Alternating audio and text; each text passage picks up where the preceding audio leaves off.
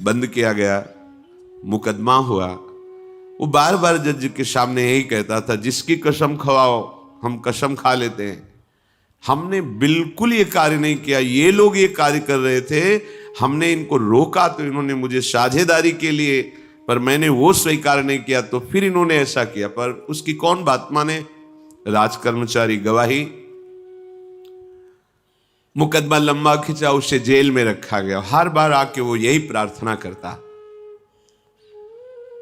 कई वर्ष तक चलता रहता मुकदमा, जेल का उसे बड़ा कष्ट भोगना पड़ता। वो विचार करता कि मैं अगर हिस्सा ले लेता तो बच जाता, लेकिन धर्म से चल रहा था तो देखो मुझे कष्ट भोगना पड़ा। मुझे लगता है भगवान के दरबार में न्याय नहीं है, धर्म रक्षा नहीं करता, ऐसा लगता है।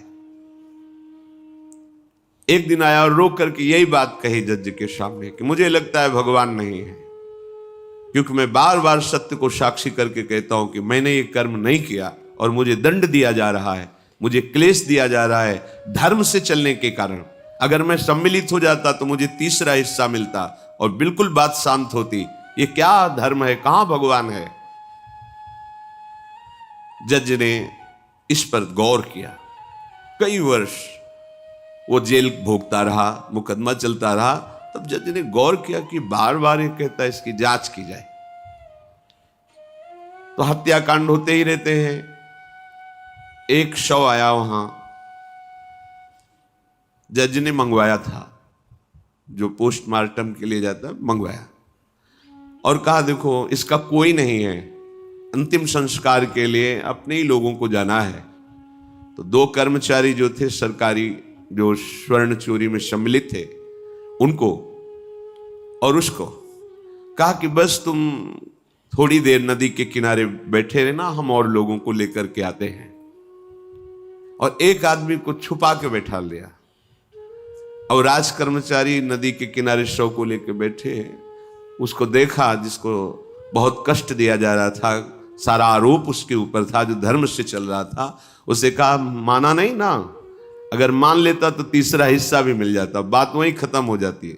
देखा, फंसा दिया, तेरे को आजीवन कारावास मिलेगा, कोई नहीं बचा सकता तेरे को। मेरी बात नहीं मानी, कह रहा था हल्ला मचाऊंगा, ऐसा वैसा, अब भोग।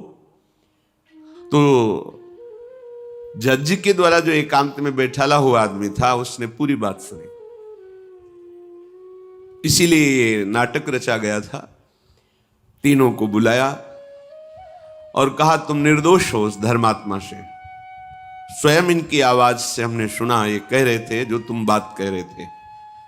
तो उसने कहा कि ये तो ठीक है, हम निर्णय ठीक कर दिया, लेकिन अब कई वर्षों से मैं दंड भोग रहा था, ये कौन सा न्याय है? किस अपराध के कारण? मैं तो धर्म से चल रहा था, इसमें किंचन मात्र मेरा कोई अपराध नहीं था कि कई वर्ष से मैं सजा क्यों भोग रहा था? बार बार प्रताड़ना, नाना प्रकार के कष्ट क्यों भोगा मैं? जज ने कहा तुम हृदय को साक्षी करके बताओ, क्या कोई ऐसा अपराध किया है जिसका प्रकाश ना हुआ हो और तुम्हें दंड ना मिला हो? हम अब उसका कोई दंड थोड़ी तुम्हें देंगे, लेकिन तुम्हारे अंदर जो भगवान के प्रति आरोप है उसका निराकरण हो जाएगा। उसने कहा हाँ, यौवन अवस्था में मैंने किसी स्त्री को ऐसा ऐसा, और वो विरोध करने पर भी उसे मार दिया और आज तक बात कोई प्रकाशित नहीं हुई। तो बोले फिर भगवान को क्यों दोष देते हो? वो कर्म तुम्हारा दंड अगर मिल जाता तो नष्ट हो जाता, वो कर्म सुरक्षित है। उसी कर्म ने तुम्हें यहां अधर्म ना होने पर भी फंसाया और देखो तुम्हें भोगना पड़ा। तो निश्चित समझो, यदि आप अधर्म के द्वारा कोई भी सुख साधन करेंगे तो आप नष्ट होंगे। अधर्म के द्वारा आप धन आदि छीनना चाहेंगे तो आप नष्ट होंगे। अधर्म कर दिया है और उसका प्रायश्चित नहीं हुआ तो वो कर्म सुरक्षित है। ऐसी जगह फंसाएगा जहां 100% आपने कोई अपराध नहीं किया पर आपको उसका दंड भोगना पड़ेगा। फिर आपको लगेगा कि न्याय में अन्याय हो रहा है, कोई भगवान नहीं है। देखो मैंने बिल्कुल कसम खा के कहता हूं पाप नहीं किया, पर ये पाप का जो आरोप लगा वो पूर्व पाप आकर के तुम्हें दंडित कर रहा है। अब इस कर्म विधान को ये बहिर्मुख लोग क्या जानते हैं? तभी कहते हैं अरे कहां भगवान, कैसे भगवान? आज तुम धर्म से चल रहे हो, लेकिन कल तुमने जो कर्म किया तो तुम शरणागत होकर भजन के द्वारा उसको नष्ट नहीं किया ना, तो वो सुरक्षित है। अवश्य में भोक्तव्यम कृतम कर्म शुभाशुभम। इसलिए श्री भगवान आदेश कर रहे हैं, यज्ञार्थात कर्मणोन्यत्र लोकोयम कर्म बंधनहा तदर्थम कर्म कौन्ते मुक्त संगहा समाचर। मुक्त हो जाओगे, न काम तुम्हें अधीन कर पाएगा, न पाप अधीन कर पाएगा, परमानंद में डूब जाओगे। केवल प्रभु के लिए कर्म करो। ये अगरबत्ती, धूप बत्ती, आरती, पूजा, प्रभु को अपना नहीं माना तो ये थोड़ा शुभ कर्म बन गया, बस ये तुम्हारा प्रायश्चित नहीं होगा। जो तुमने अधर्माचरण के अगरबत्ती धूप बत्ती से खत्म होने वाले नहीं हैं, उनके लिए तुम्हें नाम जप करना पड़ेगा, नाम कीर्तन करना पड़ेगा। नाम कीर्तनम यस्य सर्व पाप प्रणाशनम, समस्त पापों का नाश करने में समर्थ है। राधा राधा राधा, कृष्ण कृष्ण कृष्ण, गोविंद गोविंद गोविंद। भगवन नाम, अगर भगवन नाम का आप निरंतर जप करने लगे तो आप स्वयं तर जाएंगे और लोगों को तार देंगे। मम भक्तियुक्तो भुवनम पुनात सतरति सतरति सा लोकान तारयति। जो भी कर्म कर रहे हो वो भगवान के लिए भावना करो, उस कर्म को भगवान को समर्पित करो, तो तुमसे पापाचरण नहीं होगा। जो पापाचरण हो गए हैं, 10 मिनट केवल बैठ करके अपने घर में ही ताली बजा के, मंजीरा लेकर के, इसे नाटक मत समझो, आडंबर मत समझो। नहीं, जो आडंबर और नाटक किए हैं ना, वो जब अपना नाटक फैलाएंगे तो तुम उस नाटक से निकल नहीं पाओगे। माया का नाटक है। भगवान नाम कीर्तन, ये जो लोग कहते हैं ना कि भगवान तो हृदय में बैठे, दिखावे की क्या जरूरत है। अगर इतना बोध हो चुका है भगवान हृदय में बैठे, तब तो आप सिद्ध हो गए। केवल वाणी से बोल रहे हो, मन मानी आचरण कर रहे हो, दुर्गति को प्राप्त हो रहे हो, तो है ना सबके हृदय अछत अविकारी, पर सकल जीव जग दीन दुखारी। सबके हृदय में बैठा है, पर दुर्दशा रोक रहा है क्या वो? क्यों? क्योंकि तुम केवल बातों से कहते हो तो सबके हृदय में बैठा है। ऐसा अनुभव किया? अगर ऐसा अनुभव किया तो बेविचार किसके साथ करते हो, चोरी किसकी करते हो, हिंसा की, कपट किससे, द्वेष किससे? बस केवल बातों से बात नहीं बनती। ये कर्म बातों से नष्ट नहीं होता, इसके लिए अनुष्ठान करना होगा नाम का। चाहे जैसी परिस्थिति हो, चाहे जो हो, जैसे भी हो, तुम्हारा मंगल होगा। अहोबत सपचतो गरियान यज्जिभ्यागे वर्तते नाम तुभ्यम। वो नीच आचरण करने वाला, अभक्ष पदार्थ खाने वाला भी यदि भगवान नाम उच्चारण करता है तो वो परम पावन हो जाता। अहो, आश्चर्य की बात! बड़े बड़े प्रायश्चित जिसे पावन नहीं कर सकते, भगवान नाम उसे पावन कर देता है। जैसी हरिवंश विचार के मनुज देह गुरु शरण गई, सकई तो सब पर पंच तजी कृष्ण कृष्ण गोविंद कही। कृष्ण कृष्ण गोविंद क्या जाता है? हम तो ये नहीं कह रहे कि तुम नहा के जपो, तुम ऐसा जैसे हो, जहां हो, गोविंद गोविंद, राधा राधा राधा वल्लभ श्री हरिवंश, तुम पावन हो जाओगे प्यारे। तुम्हारी दुर्गति, तुम्हारी विपत्ति, तुम्हारी उन्नति में जो बाधक कर्म है उनको नष्ट करो। किसी से भीख मांगने की जरूरत नहीं, कृपा की। अगर नाम जप नहीं तो कहीं भी भाग के चले जाओ, देख लो तुम्हें क्या मिलता है। नाम जप करो, तुम स्वयं देने वाले बन जाओगे, मांगना मिट जाएगा जन्म जन्म का। जिसने नाम का आश्रय ले लिया महासुखी हो गया। पर जब तक तुम्हारे पाप कर्म भस्म नहीं होते तब तक तुम्हें आनंद नहीं मिलेगा।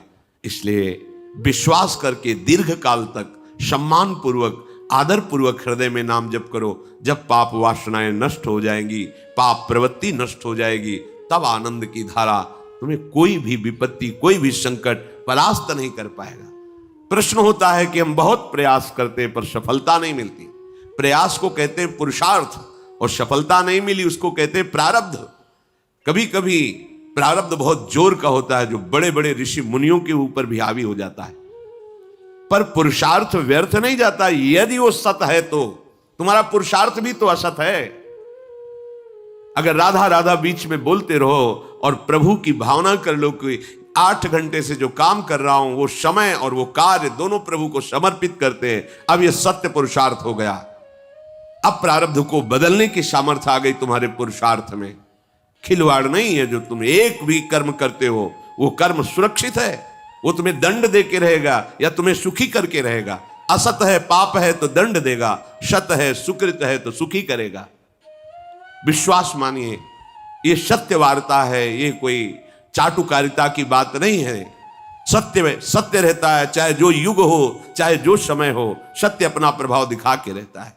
इसलिए भगवान का आदेश है, तुम्हारा जीवन भगवत प्राप्ति के लिए, आनंद में डूबने के लिए, मस्त होने के लिए मिला है। ये मस्ती नशा में नहीं है, ये मस्ती दूसरों के शरीर का मांस खाने में नहीं है, ये मस्ती दूसरों की हिंसा व्यभिचार इसमें नहीं है। मस्ती है स्वात्मानंद की, जब कोई चाह नहीं, कोई परवाह नहीं, मृत्यु भी एक खिलौना लगने लगे, उसे मस्ती कहते हैं। वो मस्ती आती है भगवान नाम जप से। शुद्ध ज्ञान का प्रकाश हुआ, मरने का भय खत्म हो गया, क्योंकि शरीर राग नष्ट हो गया। इसलिए सावधान होकर जो जहां जैसी भी परिस्थिति में हो, भगवान नाम सदैव अपने पास रखो। राधा राधा, कृष्ण कृष्ण, गोविंद गोविंद। देख लेना, निहाल हो जाओगे, निहाल हो जाओगे, मस्त हो जाओगे। हमारी बात मान लो, हमारी प्रार्थना मान लो, कुछ इसमें नहीं लगता। इसमें न पैसा देने की बात कर रहे, ना कोई संयम नियम की बात कर रहे। जैसे बने, मन नहीं लगता, मत लगने दो, ये बड़ा दुष्ट है। ये लगता है हमें दुर्गति कराने के लिए। अगर इसकी हां में हां मिलाओगे तो ऐसे निंदनीय कर्म कराता है, घृणा होती है अपने मन से। देखो ना, झांक के देखो ना मन को, कभी ये तृप्त नहीं हुआ। वही गंदी बात, वही गंदा चिंतन, वही गंदे आचरण की प्रेरणा। इस दुष्ट को मित्र मानते हो, ऐसे मन को? जो हमारा खास दुश्मन है वो मन है। वासनाओं में फंसा हुआ, वासनाओं की प्रेरणा करने वाला दुश्मन मन है। इस मन को डंडे से मारो। डंडा है हरिनाम, जितना जपोगे मन उतना ही सावधान रहेगा। कृष्ण कृष्ण, गोविंद गोविंद गोविंद, निरंतर रटन करो। राधा राधा राधा। क्या जाता है? जिह्वा से नाम उच्चारण कर रहे, शरीर से अच्छे कर्म कर रहे हैं, विचार अपने आप पावन होने लगेंगे। विचार पावन हुआ तो महात्मा हो गया, चाहे वो गृहस्थ हो, चाहे वो विरक्त हो। तो ध्यान दीजिए, हमारे पुरुषार्थ को प्रबल करने वाला और प्रारब्ध को नष्ट करने वाला एक ही महान समर्थ है, भगवान नाम। इसके सामने कोई साधन बराबरी नहीं कर सकता। ये महामहिम नाम भगवान का है, भगवान को भी अधीन करने की सामर्थ्य रखता है। ये जो निकृष्ट भाव बैठा हुआ है, बेटी हुई उदास हो गए, लड़का हुआ थाली बजाओ, घंटा बजाओ, जिससे बहुत बड़ा, बिल्कुल ठीक नहीं है। ये बेटा होता किससे है? बेटी से ही होता है। तुम किससे हुए हो? किसी मां से हुए हो। वो क्या थी? किसी की बेटी ही थी। कैसी मूर्खता छा गई है, गर्भस्थ बेटी की कोई परवाह न करके उसको। ये क्या है? कितने राक्षस वृत्ति में आ गए हैं हमारी। राक्षस भी अपने बच्चों को नहीं खाते। कितनी राक्षसी बुद्धि। हम सुंदर दिखना चाहते हैं, समाज में सम्मान पाना चाहते हैं, और पाप कर्म कैसा? बेटी है गर्भ में, हत्या करा दो, नहीं चाहिए। तो बेटा कहां से पैदा होगा? वो किसी की बेटी से ही तो पैदा हो रहा है। कैसी मूढ़ता छा जाती है। वैसे भी शास्त्र में स्त्री हत्या करना बहुत बड़ा महापाप कहा गया है। फिर भ्रूण हत्या, गर्भ हत्या, गर्भस्थ शिशु की, उसमें भी कन्या, सर्वनाश। इसके बाद फिर रोते हैं, हमने कौन सा पाप किया, भगवान ने हमारा पुत्र छीन लिया। कौन सा पाप किया, भगवान ने ऐसा कर दिया।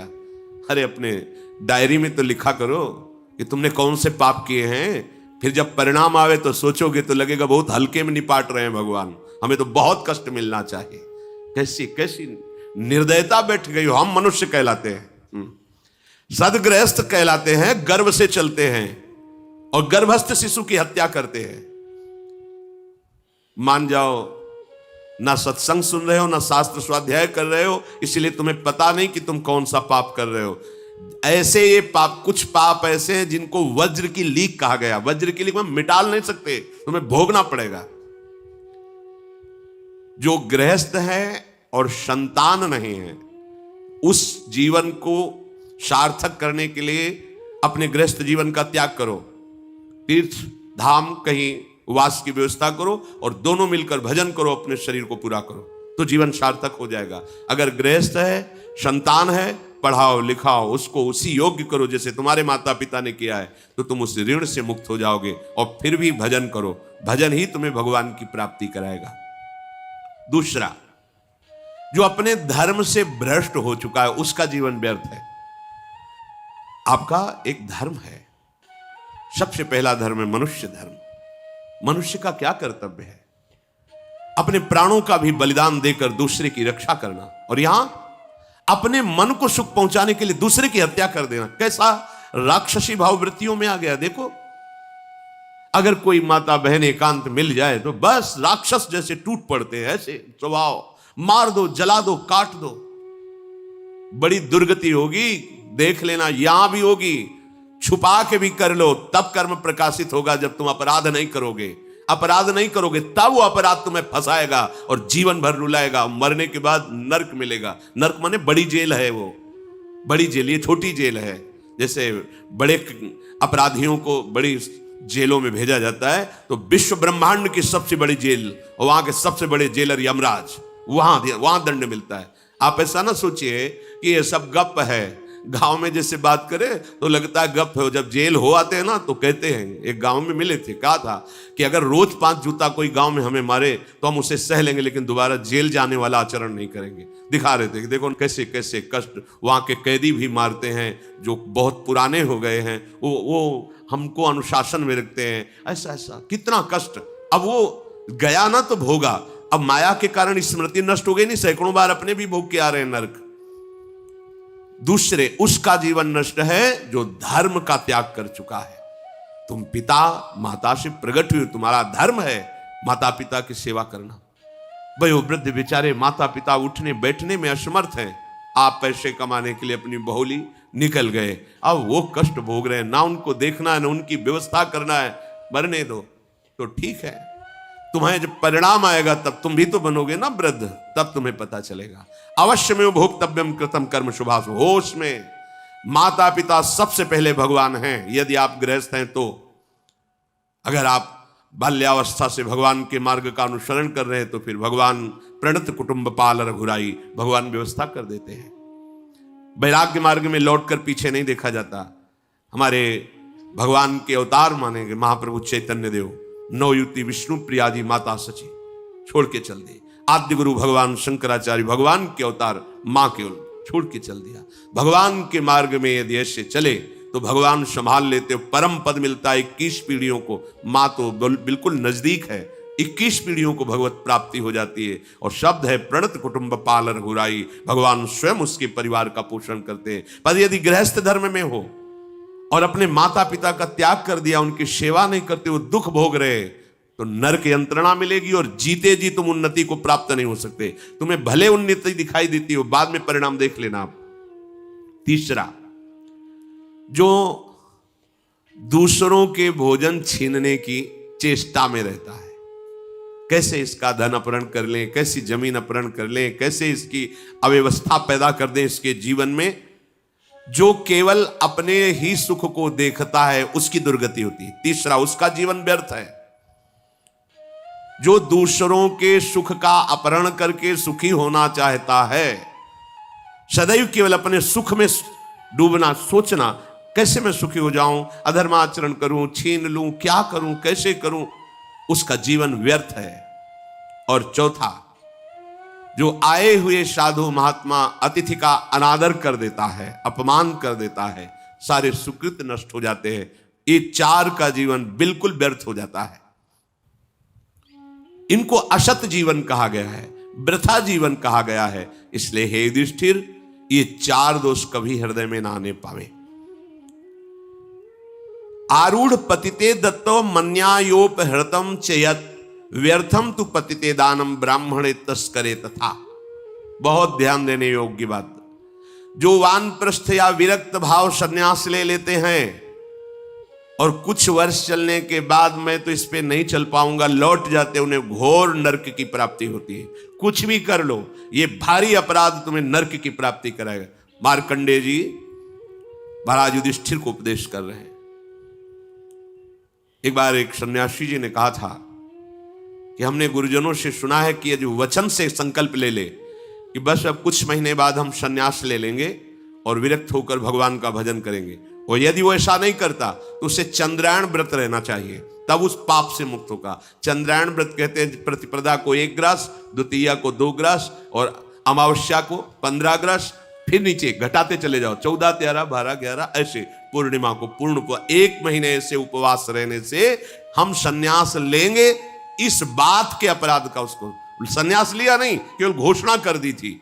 और जो सन्यास ले लिया या वानप्रस्थ, वानप्रस्थ कहते हैं पत्नी के सहित विरक्त होकर भजन करना। गृहस्थ में थे, अब निर्णय कर लिया कि अब आजीवन हम ब्रह्मचर्य रहेंगे और भगवान का भजन करेंगे। धाम तीर्थ वन आदि में रहकर वो जीवन में दोनों भजन करके भगवान की प्राप्ति में लगा, उन्हें वानप्रस्थ कहते हैं। सन्यास जो पूर्णतया वैराग्यवान होकर केवल भगवान के आश्रित जीवन। सन्यास मार्ग में माता पिता परिवार का दिया हुआ कुछ स्वीकार नहीं किया जाता, उनके द्वारा भरण पोषण नहीं स्वीकार किया जाता। अगर स्वीकार करता है अपने धर्म से भ्रष्ट हो जाता है। ये मनमानी आचरण, न शास्त्र स्वाध्याय है न सत्संग में श्रद्धा है। मनमानी आचरण से अध्यात्म मार्ग प्रकाशित नहीं होता। जिसने सन्यास ले लिया और वो फिर गृहस्थ में लौट जाता है कि अब हमसे तो होने वाला नहीं, तो उसे आरूढ़ पतित कहते हैं। आरूढ़ पतिते दत्तो मन्यान योपहृतम चयत, उसको दुर्गति प्राप्त होती है। इसलिए होश में ये मार्ग ऐसा नहीं अब हमारा मन नहीं लगता, अरे अहो भाग्य है कि तुम्हारे भाग्य से विषय भोग मिटा दिया भगवान ने, तुम्हें परमार्थ का मार्ग दे दिया। जिसको छोड़ना कठिन है भगवान ने उसे काट दिया, चलो मेरे मार्ग में चलो। हम मनमानी आचरण नहीं, बिल्कुल नहीं। यहां शास्त्र आदेश करता है, ऐसे नहीं होना चाहिए कि 4 दिन हुए कपड़ा उतार दिया, कपड़े बदल लिए, 5वें दिन फिर उसी पोशाक में। तो जानते हो इससे क्या होगा? जीवन भर कुछ कर लो, दुर्गति प्राप्त होगी। तस्मात् शास्त्रम प्रमाणम ते कार्य कार्य, ये कानून है। कानून में फंस गए तो सजा निश्चित होगी। ये भागवतिक कानून जैसे एक राजकीय कानून है, तो ये भागवतिक त्रिभुवन का कानून है। त्रिभुवन में कहीं यही कानून काम करेगा। अलग अलग देश का कानून है, लेकिन ये त्रिभुवन का कानून है, विश्व का कानून है, ये भगवदीय कानून है। अगर इसमें फंस गए तो निकलना मुश्किल हो जाएगा। बहुत शास्त्र के अनुसार चलो। तो जो वानप्रस्थ या सन्यास लेकर के पुनः गृहस्थ धर्म से युक्त हो जाता है, उसकी दुर्गति निश्चित हो जाती है। आप वो कर ही नहीं पाओगे। जैसे कहते हैं अब मंत्र ले लिया, आप क्या जाने की जरूरत है? मंत्र प्रकाशित ही नहीं होगा, जप ही नहीं पाओगे। लिख के देख लो, ये शब्द लिख लो, मंत्र नहीं प्रकाशित होगा, जप ही नहीं पाओगे। खिलवाड़ है परमार्थ चलना। एक एक अक्षर में अगर त्रुटि हो जाती तो छाती जलेगी। कैसे कैसे गलती कैसे होगी? एक अक्षर भी अगर शास्त्र सम्मत इष्ट प्रेरित है, हृदय शीतल रहेगा, परमार्थ प्रकाशित रहेगा। ये मार्ग है। अब कौन शास्त्र स्वाध्याय करता है? कहां में सत्य चर्चा सुनने को मिलती है? भगवत कृपा है जो सुनने को मिल रही, इसको हृदय में धारण करो। जो जीवन हमें भगवान ने दिया है ये निंदनीय जीवन नहीं है, ये रोने वाला जीवन नहीं कि हाय हमें दूल्हा नहीं मिला, दुल्हन नहीं मिली, हाँ संसार के भोग नहीं मिले, परिवार बड़ी कृपा हुई जिस दलदल से हम नहीं निकल सकते थे, नहीं निकल पाए अनंत जन्मों से, आज हमारी लाडली ने फूल जैसा मुझे अलग कर दिया। ये गृह कारज नाना जंजाला, ते अति दुर्गम शैल विशाला, ये शर्म आवत अति कठिनाई, राम कृपा बिनु आए न जाई। भगवान ने तुम पर कृपा की, तुम्हें नाचना चाहिए कि रोना चाहिए? विषयों को देख देख कर जलते हो, भोगने की लालसा रखते हो। कैसा जीवन? व्यर्थ जीवन। बिल्कुल नहीं, सावधान। तुम्हारा जीवन भगवान के लिए, तुम्हारे भाग्य में श्री जी लिख दी गई है। हमें नाचना चाहिए। हमारे भाग्य को बदल कर प्रभु ने अपना चरणारविंद, अपना धाम, अपना नाम, अपनी सेवा दे दी। धिक्कार है अगर ऐसे होने पर भी ललचाए और उस मार्ग की तरफ जाए जहां से श्री जी ने निकाल लिया है। तो जो वानप्रस्थ या संन्यास धर्म स्वीकार करके पुनः गृहस्थ धर्म का आश्रय ले लेता है, उसकी नारकी गति होती, दुर्गति होती है। और जो पापाचरण करके, अन्याय से, अधर्म से छीन झपट करके धन और सोचता है उसमें कुछ दान कर देंगे। जैसे किसी ने प्रश्न किया था ब्लैक और व्हाइट, कि अब हम तो ब्लैक और व्हाइट का मतलब काला और सफेद समझते हैं, तो काला धन का मतलब होता होगा अधर्माचरण या जो राजकीय विभाग से पास ना हो, उसे ही काला धन कहते होंगे। तो काला धन काला ही रहता है, कोई व्हाइट नहीं कर सकता उसे। जमा कर लो, एक समय आएगा कि ट्रक में लद के सब चला जाएगा, तुम भी लद के चले जाओगे। अगर वो समय ना आया तो यमराज के दूत तुम्हें ले जाएंगे, सब यही पड़ा रहेगा। होश में चलो। दान किसे कहते हैं? खूब मेहनत करो, धर्म से कमाओ, फिर उससे एक रोटी की व्यवस्था किसी की भी कर दो, उसे सतदान कहते हैं। लाखों बेईमानी से कमाए, अधर्म आचरण से दूसरों को चूस चूस के ऐसा दुख दे कर फिर सोचा कि लाख में 10,000 दे देते हैं, व्हाइट हो जाएगा। व्हाइट नहीं हो जाएगा, ये और तुम्हारे ऊपर आक्रमण कराएगा, क्योंकि जिनको दे रहे हो उनकी भी बुद्धि तो भ्रष्ट होगी, तो तुम्हारा धर्म बनाना, हाँ व्हाइट नहीं होगा, फाइट हो गया, मार पिटाई शुरू करवाएगा, वो ऐसे आचरण करवाएगा, जहां जाएगा वहां खोपड़ी फोड़ेगा, उसका परिणाम जब आपके आएगा तो आपकी खोपड़ी फूटेगी। व्हाइट तो तब हो सकता है जब व्हाइट चलो। व्हाइट का तात्पर्य होता प्रकाश, श्वेत, ये लक्षण सतोगुण का। सात्विक भाव से चलो, मेहनत की कमाई से, पसीना चुहा के खूब मेहनत किया और फिर किसी को दिया, तुम्हारा परिवार उन्नतिशील रहेगा, तुम्हें लोक परलोक में सुख प्राप्त होगा। अन्याय से कमाए हुए धन का दान पतित कर देता है, पतित कर देता है।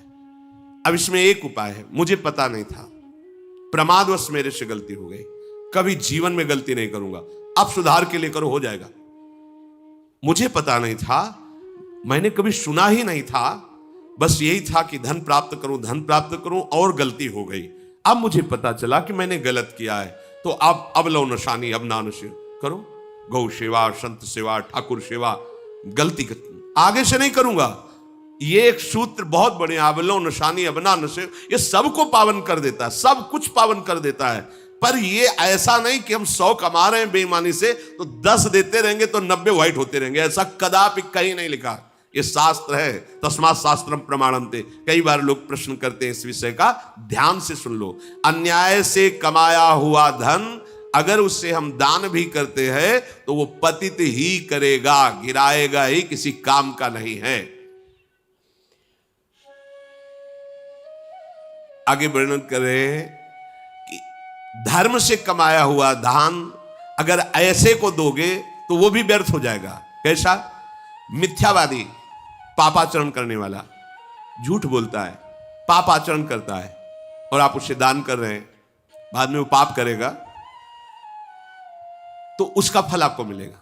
उसके पाप के बढ़ावे में आप साझेदार हुए, आपका जो दान था उसके पाप में बढ़ावा देगा, आपको उसको साझेदारी का फल भोगना पड़ेगा। कृतज्ञ, जो दूसरे के किए हुए को उपकार को नहीं मानता, अभिमानी और मदिरा पान करने वाला, अब आपसे पैसा लिया, शराब पिया, गंदे आचरण किए, आप उसके हिस्सेदारी बने। ऐसा थोड़ी दान की कोई मांग रहा है दे दो, बहुत पात्र और अपात्रता का निर्णय करके दिया जाता है। ऐसे नहीं कि मांग रहा है तो देना ही पड़ेगा, नहीं, हमें अधिकार समझ में आवे कि हमारे द्वारा दिए हुए धन का सदुपयोग हो रहा है, वहां पात्र देख करके धन आदि का दान किया जाता है। जो पतित हो चुका है, जो अधर्म व्यवसायी है, जो तमोगुण से आवृत रहते हैं और अंदर क्रोध भरा रहता है, अहंकार पूर्वक दान करते, मेरा सम्मान हो, ऐसे का दान ही नहीं स्वीकार करना चाहिए। ऐसे का दिया हुआ दान व्यर्थ हो जाता है, उसे निश्चित अन्य योनियों में जाके कष्ट भोगना पड़ता है। तामसी अहंकारी दान करने वाला परिणाम में दुख ही भोगता है।